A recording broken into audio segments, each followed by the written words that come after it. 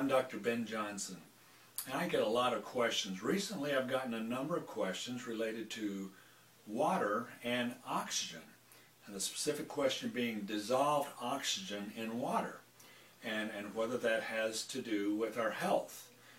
A friend recently wrote me that an acquaintance that's a vice president of a water company wrote him and said that water would not leave his plant unless it had 45 parts per million dissolved oxygen in the water.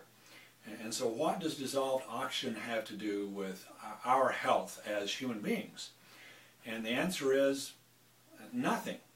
Now, if you were a fish, it would be very important. In fact, it would be critical, because fish do not breathe air. They have gills, and they get their oxygen from dissolved oxygen in water. But we don't have gills, we're not fish, and drinking water with dissolved oxygen, well, our stomach is not our organ of absorption for getting oxygen into our bloodstream. We get oxygen by breathing air into our lungs, then the air goes across the membrane and connects with hemoglobin in our red blood cells.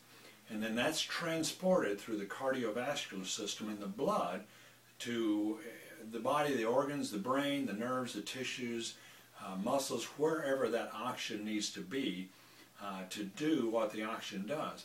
And oxygen is critical. You know, we can literally only live for a few minutes without oxygen. Water is the next most critical thing. We can only live a few days without it. Food, we can live for weeks without food. So water and oxygen are very critical.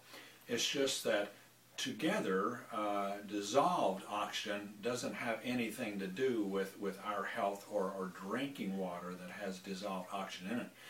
So are they interrelated? Well, yes, actually they are, because our blood is 80% water.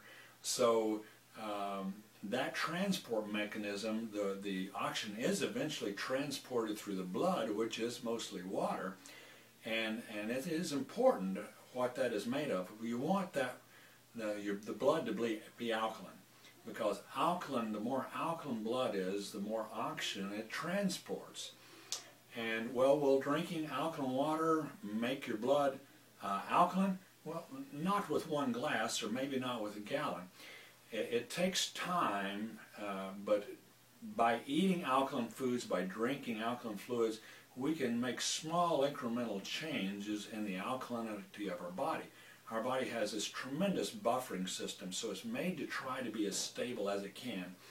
But if we put acid into it, we can eventually begin to overcome that. And if we put more alkaline substance into it, alkaline food, alkaline water, then we can eventually shift that a little bit toward the alkaline side, which is what we want. We want our blood to be nicely alkaline at a pH of about 7.4 to 7.42.